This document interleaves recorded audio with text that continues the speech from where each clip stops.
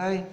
Petite réflexion sur cette magnifique paracha de Toldot, où il y a la fameuse phrase Akol Kol Yaakov, Vayadaim et Esav. Quand Yaakov s'est présenté devant son père, non-voyant, à la place d'Esav, il dit la voix, c'est la voix de Jacob, et les mains, c'est les mains d'Esav.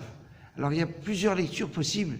Il y a la problématique de se dire il y a une contradiction. C'est la voix de Jacob, c'est les mains d'Esav, puisqu'il avait mis des peaux sur les mains, donc il avait été velu sur l'épaule.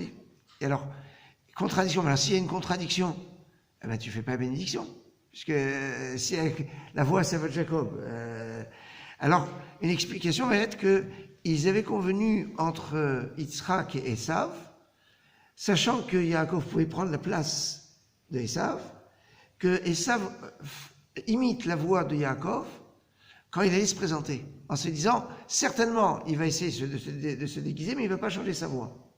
Et c'est comme ça que quand il dit, Akol Kol Yaakov, Yadam et Esav, si la voix c'est bien la voix de Jacob et les mains c'est les mains d'Esav, c'est ce qu'on avait convenu avec Esav, pour identifier Esav de cette façon. La question c'est qu'en fait, ça veut dire quoi la voix c'est la voix de Jacob? C'est que c'est dans son expression et dans la présence de Dieu dans sa bouche. Yaakov va dire c'est Dieu qui m'a permis de s'aimer, alors qu'Esav c'est moi que. Et c'est ça la voix, sa voix de Jacob, c'est que Yaakov il ne pouvait pas parler autrement que avoir la présence de Dieu dans sa voix. Maintenant, autre explication, c'est que on dit si il y a la voix de Jacob, alors les mains d'Esav ne peuvent rien. Alors si Akol Kol Yaakov, dit Akal Kol Yaakov. Quand vous regardez le texte, vous voyez que le premier Kol est marqué sans vav. Et le premier est sans vav, Akal Kol Yaakov. Et alors si la voix de Jacob, elle est calme, elle est légère, ça veut dire que il y a la voix de Jacob, de l'étude de la Torah, de la prière, mais il lui manque du contenu, il lui manque un vav à l'intérieur. Alors c'est pas terrible. Il y a un repère qui peut être intéressant, c'est quand on regarde dans les Tehillim, le Tehillim Kal, c'est-à-dire Tehillim 130, c'est Mima Amakim Keratich Hashem, je t'appelle des profondeurs. Donc on est dans la profondeur. Et à Kol, le Tehillim Kouf Lamed Vav, c'est-à-dire 136, il va lui remettre du mot Kol avec le Vav, c'est le Halel Agadol, Houd de l'Hashem Kitov Kilom Chazo.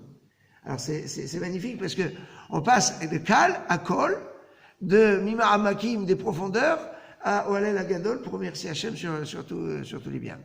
Enfin, il y a une autre lecture qui est si à Kol Kol Yaakov, la voix c'est la voix de Jacob, il y a la Tefila, etc. Mais à Yadaim, les mains, c'est les mains d'Esav, c'est-à-dire l'action. Elle est l'action de Esav. C'est quoi? Je peux pas. Il y a un problème ici. On voit qu'il doit y avoir une adéquation entre les mains, l'action des mitzvot.